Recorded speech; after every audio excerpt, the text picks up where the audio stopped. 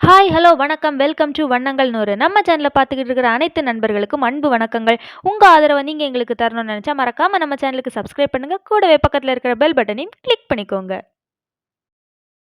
இன்னைக்கு நாம் பார்க்க போகிறது கட்லெட் ரெசிபி தாங்க. இந்த ரெசிபி பொதுவாக எல்லாருக்குமே ரொம்ப பிடிக்கும். இன்னைக்கு நாங்கள் செஞ்சுருக்கிறது மட்டனில் செஞ்ச கட்லெட் தாங்க. கொஞ்சம் கூட எண்ணெய் இல்லாமல் இந்த கட்லெட் எப்படி செய்கிறது அப்படின்னு பார்க்கலாம் வாங்க. இது செய்யறதுக்கு மீடியம் சைஸ்ல 3 உருளைக்கிழங்க வேக வச்சு எடுத்துக்கோங்க. வேக வைக்கும் போதே உப்பு சேர்த்து வேக வச்சு எடுத்துக்கோங்க. இனி இந்த வேக வைத்த உருளைக்கிழங்கோட தோலை நாம நீக்கி எடுத்துக்கலாம். நாம இதை வேக வச்சு வச்சிருக்கனால இதோட தோல் ரொம்பவே சுலபமா வந்துருங்க. 3 உருளைக்கிழங்கோட தோலையும் நீக்கினதுக்கு அப்புறமா இதை நாம கை வச்சு மசிச்சு எடுத்துக்கலாங்க. முடிஞ்ச வரைக்கும் கை வச்சு மசிச்சு எடுத்துக்கோங்க. அப்படி இல்லாட்டி கரண்டி வச்சு மசிச்சு எடுத்துக்கோங்க. ஆனா மிக்சியில மட்டும் போட்டு அடிச்சு எடுக்க கூடாது.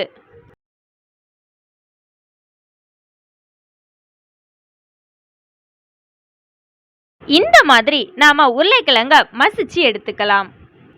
இனி இதுல நாம மட்டன் சேர்க்கறதுக்காக உப்பு, மிளகு, மஞ்சள், வத்தல் எல்லாமே சேர்த்து 6 விசிலுக்கு குக்கரில் வச்சு வேக வச்சு எடுத்துக்கலாம். வேக வச்ச இந்த மட்டனை ஒரு மிக்சி ஜாரில் மாற்றி நாம் இதை அரைச்சி எடுத்துக்கலாம்.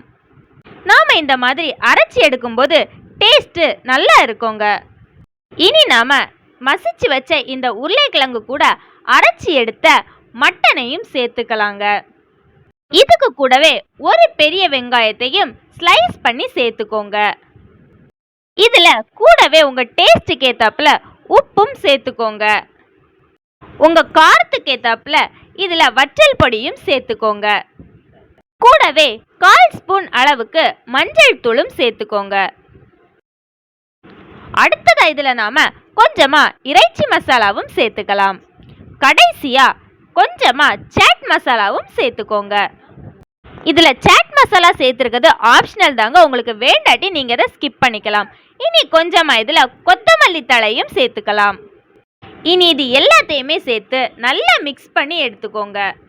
இதுல தண்ணி எதுவும் சேர்த்து நம்ம மிக்ஸ் பண்ணணும்னு இல்லைங்க.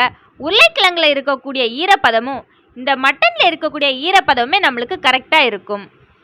இனி ஒரு பவுல்ல ஒரு முட்டையை எடுத்துக்கோங்க. இந்த முட்டையை நாம நல்லா பீட் பண்ணி எடுத்துக்கலாங்க. நாம மிக்ஸ் பண்ணி வச்சிருந்ததை கட்லெட் மாதிரி தட்டி எடுத்துக்கோங்க. இதை இப்போ நம்ம அடிச்சு வச்சிருந்த முட்டையில டிப் பண்ணி எடுத்துக்கோங்க. முட்டையில டிப் பண்ணி எடுத்ததுக்கு அப்புறமா கொஞ்சமா பிரெட்டை பொடிச்சு அதுலயும் டிப் பண்ணி எடுத்துக்கலாங்க.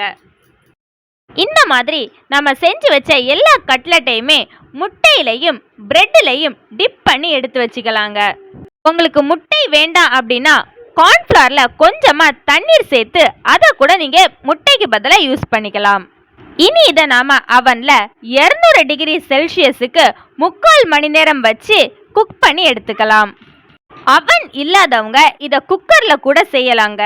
ஆல்ரெடி நாங்க குக்கர்ல கேக் எப்படி செய்யறது அப்படின்னு ஒரு வீடியோ போட்டிருக்கோம். அதோட லிங்கை டிஸ்கிரிப்ஷன் பாக்ஸ்ல கொடுக்குறோம். வேணும் உள்ளவங்க செக் பண்ணிக்கோங்க. அதே மாதிரி தான் இந்த கட்லெட்டையை நாம குக்கர்ல செஞ்சு எடுக்கணும். அவ்வளோதாங்க. ரொம்பவே சூப்பரான கட்லெட் நமக்கு இப்போ ரெடி ஆகிடுச்சு. இந்த கட்லெட்டை நம்ம ஆயிலில் குக் பண்ணி எடுத்தாலும் நல்லா தாங்க இருக்கும். ஆனால் இதில் நாங்கள் ஆயில் யூஸ் பண்ணாமல் செஞ்சு காட்டுறதுக்காக துளி கூட ஆயில் சேர்க்காம செஞ்சுருக்கோம். ஆயில் யூஸ் பண்ணி செய்யக்கூடிய கட்லெட் ஏற்கனவே நாங்கள் செஞ்சுருக்கோம். அதோட லிங்கை டிஸ்கிரிப்ஷன் பாக்ஸில் கொடுக்குறோம். வேணும் உள்ளவங்க செக் பண்ணிக்கோங்க. ஓகேங்க, நீங்களும் உங்கள் வீட்டில் இதை கண்டிப்பாக ட்ரை பண்ணி பாருங்கள். செஞ்சு பார்த்துட்டு எப்படி இருந்து அப்படின்னு மறக்காமல் கமெண்டில் சொல்லுங்கள். வீடியோ பிடிச்சிருந்தா கூடவே லைக் பண்ணிக்கோங்க.